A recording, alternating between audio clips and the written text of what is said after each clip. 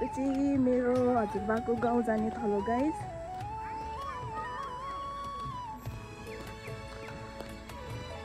यो बाटो पहिला धेरै रातो माटो, यस्तै रातो माटो, अलि गोरेटो बाटो थियो। अहिले चाहिँ पुरा गाडी चल्ने भएको छ यो बाटोमा चाहिँ। बच्चा बेलामा धेरै मिठो मिठो सम्झना बोकेर हिँडिन्थ्यो यो बाटोमा। जङ्गल पनि अलि धेरै बाक्लो बाक्लो थियो। अहिले चाहिँ पातलो देख्छु। यहाँनिर चाहिँ एउटा सानो पसल थियो। त्यो पसलमा चाहिँ हामी के गर्थ्यौँ भने अब पहिला 1 रुपियाँको पनि खुब भ्यालु हुन्थ्यो क्या। 1 रुपियाँले पनि 1 रुपियाँको त्यो सुक्खा चक्लेट, 1 रुपियाँको 4वटा आउने चक्लेट, 1 रुपियाँको 4वटा आउने मिठाई भन्दा पनि अब के भन्ने त्यति बेलाको मेमोरीहरू होइन, एकदम मजा आउँछ। त्यो दिनहरू सम्झिँदाखेरि। अहिले त यो पसल हेर्नु त कस्तो सानो।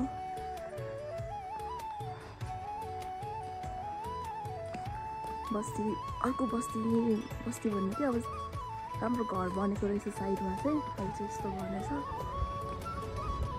अरे गर्नुभएको चाहिँ मेरो काका। त्यसले त अब धुलो नि त गाइस, यस्तो पाराले नि हुन्छ त। यो के हो, यस्तो के हो? ल चाहिँ हाम्रो गाउँको धुलो हो गाइस। गाउँ घरको रमाइलो नै यही छ के, धुलो उडाउँदै होइन, गीतै छ नि। यस्तो बस्ती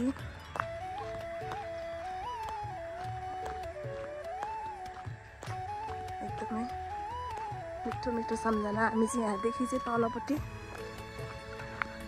मलाई यो बाटो खुब हिँड्नु मन लागेको गाइस, तर यो धुलोले म जान सकिनँ। यहाँनिर चाहिँ हामी दसैँमा टिका लगाएर घरमा टाइम पास गर्न गाह्रो भएपछि चाहिँ हामी यता गाडी जाने, पूर्व जाने गाडी, पश्चिम जाने गाडी एउटा गेम जस्तो खेल्थ्यौँ मेरो सिब्लिङ्सहरूसँग। हेर्नु न गाउँको कस्तो मिठो मिठो सम्झना। सानो बिरालो, गाउँघरको रमाइलो नै हो नि। बजारमा अब खेल्ने ठाउँ हुँदैन, खेतको डाली के भन्छ यस्तो छ गाइस।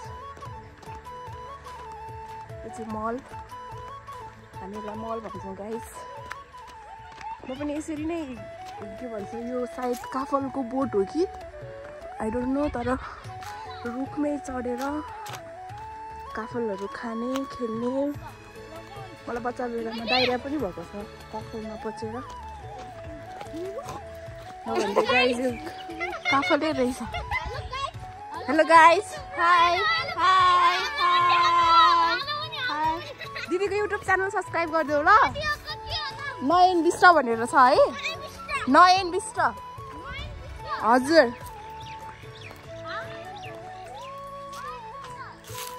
तर म रङ बाटो आएछु गाइज। म मेरो घर चाहिँ होइन अरूकै घर चाहिँ पुग्छु जस्तो छ, तर केही छैन। म त्यहाँ तल झर्ने बाटो देखेँ।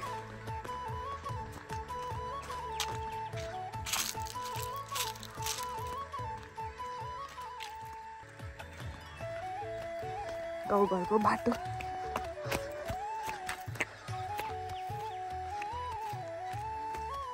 गाउँसँग चाहिँ एउटा छुट्टै मेमोरी।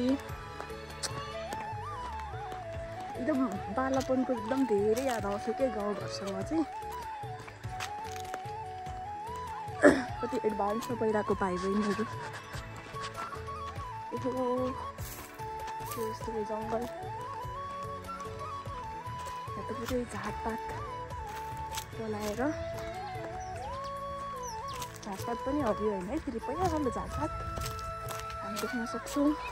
पहिला यो चाहिँ पुरै खाली खेत मात्र थियो, अहिले चाहिँ यहाँनिर एकदम बस्तीहरू बस्नु भएको रहेछ।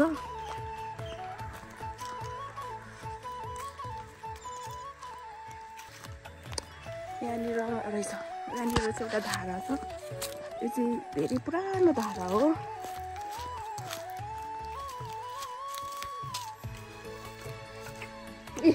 भाइहरू नि आएछन्, मेरो साइली फुपू। यो बाटो चाहिँ धेरै उकाली ओह्राली गरेको बाटो हो। अहिले चाहिँ यहाँ सानो गोरेटो बाटो थियो, हामी यो माथि माथि जान्थ्यौँ यो बाटो हुँदै घर पुगिन्थ्यो। अहिले चाहिँ पुरै यो बाटो गाडी जान्छ। यहाँ चाहिँ कागती खेती यस्तो छ। मलाई चाहिँ गाउँ आएपछि गाउँको घर एकदमै हेर्न मन लाग्छ क्या मलाई चाहिँ। तर बिचमा 2-3 चोटि भयो गाउँ आएर घर हेर्ने मौका कहिले मिलेको थिएन। यो पालि चाहिँ एकदमै चान्स पाएँ। यो चाहिँ एकदमै यो हाम्रो हजुरबाले बनाउनु भएको गोठ। म यहाँ हो नि यो चाहिँ धारा यहाँको चाहिँ खानेपानी नै हो। म यहाँ एकदम पिङ खेल्थेँ, एकदमै मेरो एकदम मिठो सम्झना छ यहाँनिर। यहाँ चाहिँ कुखुरा पाल्नुहुन्थ्यो मेरो आमाले। माथि के धन्सा यो केही स्टक के गाउँघरमा राख्ने स्टकहरू जस्तो हुन्थ्यो। यहाँबाट चाहिँ गाई तपाईँको आँखाले जतिसम्म भेट्नु सक्नुहुन्छ, देख्न सक्नुहुन्छ, सबै हजुरबाले जोड्नु भएको है।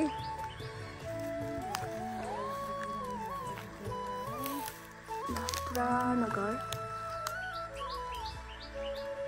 यो चाहिँ भान्सा चाहिँ हाम्रो लगभग पुगिसकेको छ। भान्सा माथिको काकाको रुम अनि यता कर्नरमा लेफ्ट ह्यान्ड साइडबाट माथिपट्टि चाहिँ बाबा मम्मी। मौरीको घर पनि टन्नै थियो यहाँनिर, अहिले हटेछ। यो चाहिँ हाम्रो बाहिरको बाल्कोनी। यो पिँढी म त कति सानो देख्छु पिँढी पनि फराकिलो भयो जस्तो लाग्थ्यो।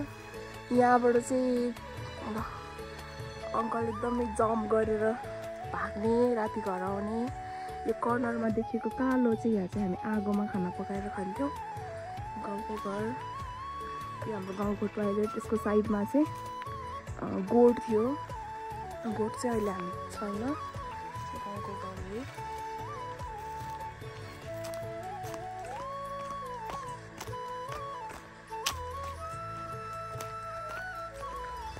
यो बाँसको तलपट्टि चाहिँ एउटा सानो कुवा थियो। म चाहिँ यो कुवामा मेरो हजुरआमासँग म पानी लिन आउँथेँ। एकदमै मिठो थियो त्यो कुवाको पानी चाहिँ। अहिले चाहिँ यिनीहरू यहाँ तल त्योभन्दा तलपट्टि चाहिँ पँधेरो छ। त्यो पँधेरोमा चाहिँ एकदमै धेरै सर्पहरू लाग्छ।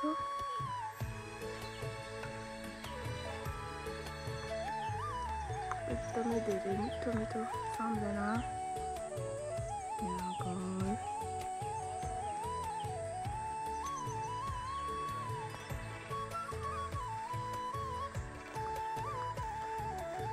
हामी चाहिँ सोइटी दसैँ सबैजना फ्यामिलीहरू ग्यादरिङ भयो। रमाइलो त्यही त हो चाडबाड भनेपछि सुख दुःख साट्ने आफ्नै मान्छेहरूसँग त हो।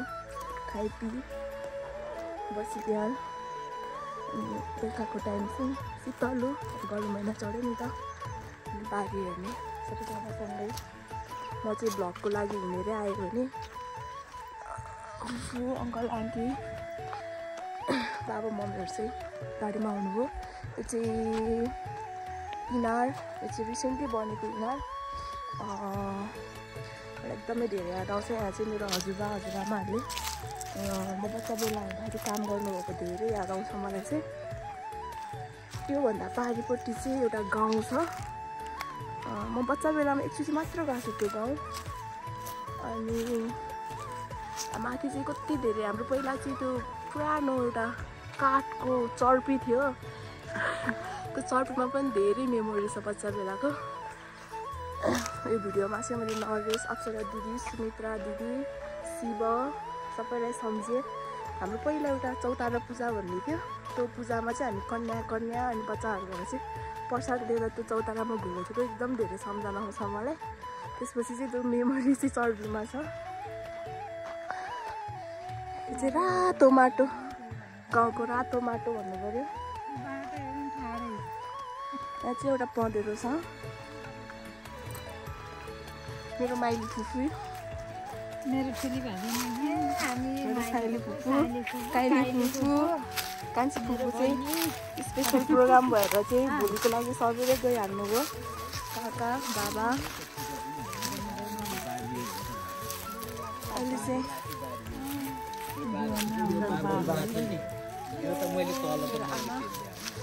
यो चाहिँ पुरानो पँधेरो थियो यहाँ चाहिँ मलाई अलिक जान अलिक डर लागे जस्तो हुन्छ किनकि मैले बच्चा बेलामा आउँदाखेरि धेरै सर्पहरू देखेको थिएँ इभन अहिले पनि सर्पहरू आउँछ भन्ने सुनेको छु मलाई चाहिँ यहाँनिर आउन एकदम बेसै डर लाग्छ कि डर लाग्छ कि ढुक्नु पर्ने रहेछ मलाई थाहा थिएन मैले ढुकेँ दर्शन गरेँ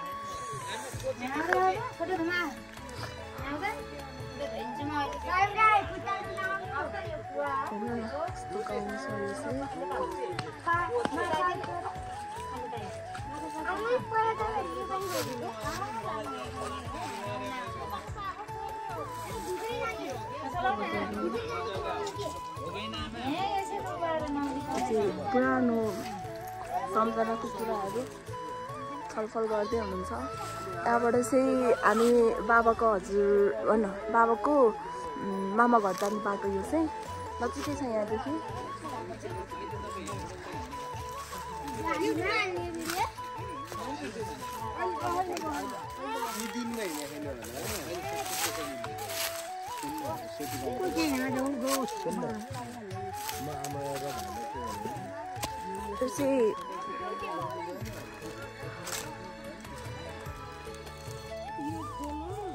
हजुरबाले जोड्नु भएको हाम्रो पुर्खा हामी यहीँको के भन्ने प्रडक्ट भन्नु पर्यो अब सन्तान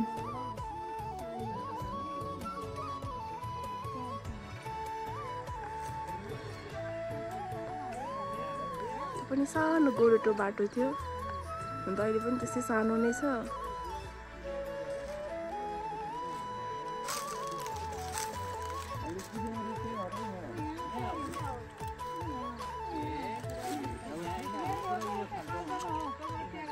हजुरबाको अन्तिम कार्य गर्दापछिको कुवा पँधेरोमा गएर हाम्रो हिन्दू शास्त्र अनुसार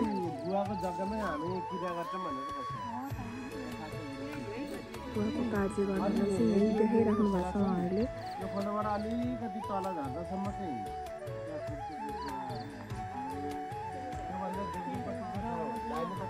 हामी त धेरै पछिको पिँढी भयो नि त अब उहाँहरू त सधैँ उकाली ओह्राली गरिराख्नु भएको उहाँहरू पुरा गर्दै हुनुहुन्छ पछि यो गाउँघरको हजुरबा हजुरआमासँग बिताएका पल अनि यो रातो बाटो देखेर नै एकदम आनन्द लाग्छ कि म यहाँको जस भन्ने छ नि हामी आफ्नो कुन चाहिँ धरातलबाट आएको हाम्रो आफ्नो माटो बिर्सन हुँदैन भन्ने कुरा हुन्छ नि मलाई चाहिँ एकदमै त्यो झल्किरहेको छ मेरो मनमा मेरो मस्तिष्कमा माटो